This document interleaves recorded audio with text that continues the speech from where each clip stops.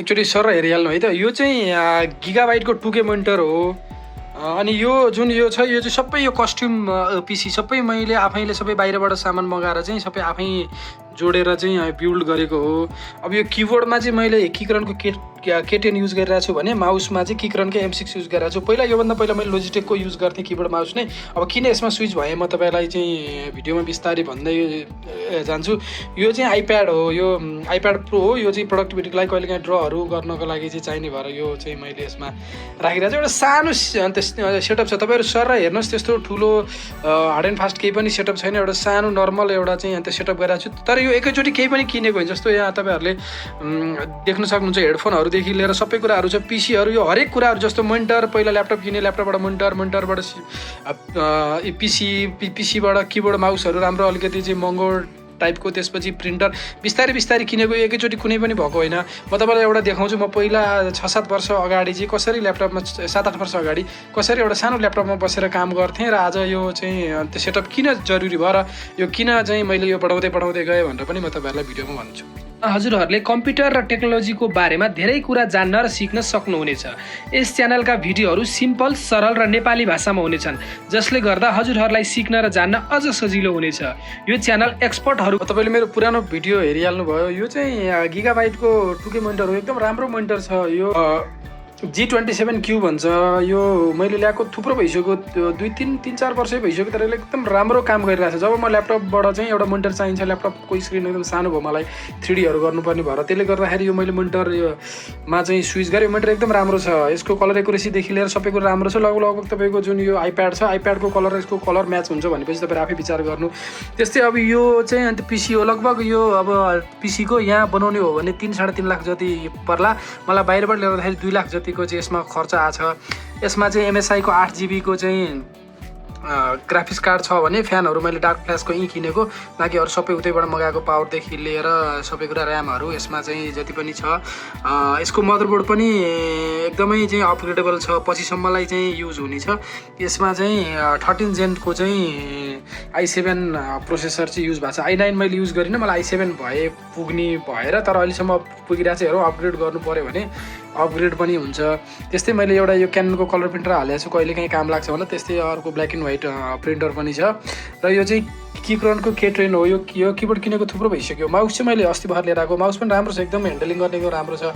मसँग अर्को लोजिटेकको एउटा गेमिङ माउस थियो, त्यो अलि सुस्त जस्तो भएको कारणले मैले यो अलिक लाइट वेट अलि एग्रोनेम टाइपको चाहिँ लिएर आएको।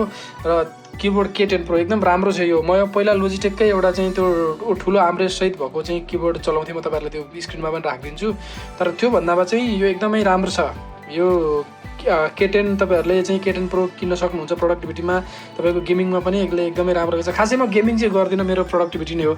अब मैले के चलाउँछु, यो यतिको सेटअप किन चाहियो र मैले के चलाउँछु, मैले कसरी कामहरू गर्छु भनेर पनि म तपाईँलाई बिस्तारै देखाउँछु। अब म तपाईँहरूलाई देखाउँदैछु। अब यतिको सेटअप गरेपछि मैले के गर्छु त भनेर म तपाईँहरूलाई देखाउँदैछु। तपाईँहरूले स्क्रिनमा हेर्न सक्नुहुन्छ। मैले गर्ने भनेको म VS कोडमा जति पनि प्रोग्रामिङहरू छ म VS कोडमा गर्छु। जस्तो वेबसाइट डेभलपमेन्टदेखि लिएर एप डेभलपमेन्टहरू चाहिँ म VS कोडमा गर्छु। मैले अब गर्ने भनेको फ्लटरहरू गर्छु, म ज्याङ्गोहरू गर्छु र वर्डप्रेसहरू। अब सिम्पल त्यस्तै सफ्टवेयरहरू चाहिँ म चलाउँछु। त्यसको लागि चाहिँ म यो चाहिँ VS कोडमा गर्छु। त्यो सबै कुराहरू अहिले एउटा एप इभेन्ट म्यानेजमेन्टको एउटा एप बनाइरहेको छु, जुन कम्प्लिट भएको छैन। यहाँ तपाईँहरूको इरर आइरहेको छ, तपाईँले देख्न सक्नुहुन्छ।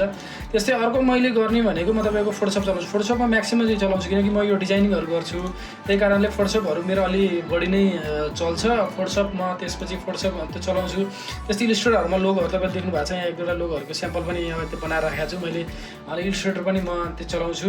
त्यस्तै मैले गर्ने भनेको 3D हो। जति पनि इभेन्टहरू हुन्छ, इभेन्टहरूमा चाहिँ तपाईँको यो 3D स्टल भन्छ यसलाई, 3D स्टलहरू चाहिँ बनाउने काम गर्छु। म 3D पनि म आफै गर्छु। मैले आफैले बनाएको 3D हो।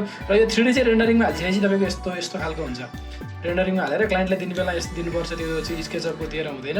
यसमा सबै कुरो यस्तो हालेपछि अनि यो चाहिँ यो 3D मात्रै होइन कि मेरो चाहिँ खासमा तपाईँको स्टल फेब्रिकेसनको बिजनेस पनि छ। त्यो चाहिँ फ्लिपकार्टमा हुन्छ, त्यो म गर्छु।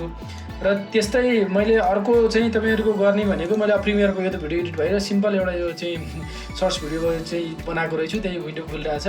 त्यस्तै अर्को गर्छु मैले आफ्टर इफेक्ट गर्छु। आफ्टर इफेक्टमा मैले चाहिँ योहरू बनाउँछु। यसको पनि यो फाइलहरू मिसिङ भएर अहिले आइरहेको रहन्छ। आफ्टर इफेक्ट चलाउँछु। यति नै हो खासमा मैले विशेष गरी चलाउने। अब इन्डिजाइनहरू एडोबको सबै भनौँ न, एडोबको सबै प्रडक्ट चलाइन्छ। त्यसमा VS कोड एउटा भयो र अर्को भनेको स्केचअप भयो। स्केचअपसँगै यो D5 अब पैसा तिरेर पे गरेर गर्न सकिँदैन, भिडियोहरूको बढी पैसा पर्छ, त्यही भएर यो चाहिँ D5हरू युज गर्छु। यति नै हो मैले चाहिँ युज गर्ने। र अरू फेसबुक बुस्टहरू मार्केटिङहरू पनि गर्छु। जस्तो वेबसाइटहरू तपाईँले हेर्न सक्नुभयो भने मुस्ताङ मोमो छ एउटा, यो क्लाइन्टको लागि बनाइदिएको, यो अल्फाराइजको भयो, यो इपटेक सोल्युसनको वेबसाइटहरू विनर वेबसाइट। र अर्को तपाईँलाई मैले भन्नुपर्दाखेरि अर्को मैले गर्ने काम भनेको के भने मेरो एउटा ACP सुरक्षित घर निर्माण पनि भन्ने पनि छ। यो अल्फाराइज भन्ने कम्पनी यो मेरो आफ्नै हो। यो चाहिँ ACP सुरक्षित घर निर्माण छ। हामी चाहिँ घरहरू पनि बनाउँछौँ, त्यसको भिडियोहरू पनि मैले बनाएर हाल्ने गरेको छु। यो च्यानलमा चाहिँ मेरो 20.7K सब्सक्राइबर छ। अब यो टेक च्यानलमा चाहिँ धेरै सब्सक्राइबरहरू छैन। मैले टेक च्यानलमा खासमा भिडियो बनाएको थिएन। म खासमा भिडियो बनाउने प्रोफेसनल पनि होइन, मैले कामको लागि मात्रै चाहिँ तपाईँको भिडियो चाहिँ बनाउने गरेको छु। मेरो जे काम हो त्यो कामको लागि चाहिँ मैले भिडियोहरू कामको लागि चाहिँ मैले भिडियोहरू चाहिँ बनाउँछु।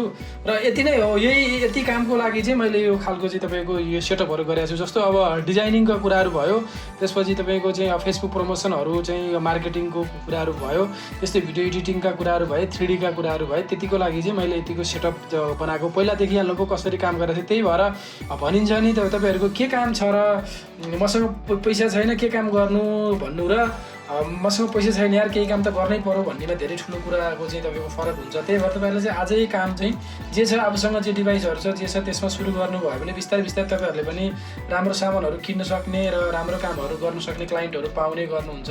मैले चाहिँ खासमा फ्रिलान्सिङ पनि गर्छु। म फ्रिलान्सिङमा चाहिँ पहिला राम्रो थियो, अहिले त्यति धेरै राम्रो छैन। फ्रिलान्सिङमा चाहिँ धेरै क्लाइन्टहरू आउँदैन। अहिले क्यानभाहरूदेखि लिएर सबै कुरा क्यापकटहरू भिडियोहरूको लागि एडिटिङ आफै गर्ने भएकाले चाहिँ धेरै छैन। तर आफ्नै बिजनेस एउटा भनौँ न, एउटा प्रिफ्याब कन्स्ट्रक्सन लो कस्ट चाहिँ हाउसहरू बनाउने प्रिफ्याब कन्स्ट्रक्सन र स्टल फेब्रिकेसनको दुईवटा बिजनेस छ। र त्यसैलाई चाहिने मैले एपहरूदेखि लिएर वेबसाइटहरू अनि त्यसपछि चाहिँ त्यसकै लागि चाहिँ आफ्नै बिजनेसको लागि चाहिँ मैले आइटीलाई चाहिँ अहिले चाहिँ युज गरिरहेको छु। तपाईँहरूले पनि यसै गरी केही न केही कामहरू गर्न सक्नुहुन्छ।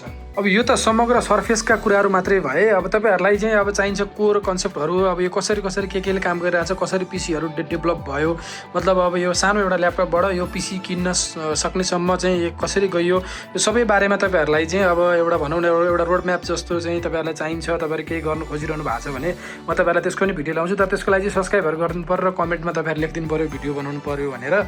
बाँकी कुराहरू सबै कुराहरूको म बिस्तारै रिभ्यू हाल्दै जान्छु। अलिकति अब 600जना सब्सक्राइबर पुग्नुभयो, 1K सब्सक्राइबर पुगेपछि मोनेटाइज पनि हुँदै जान्छ।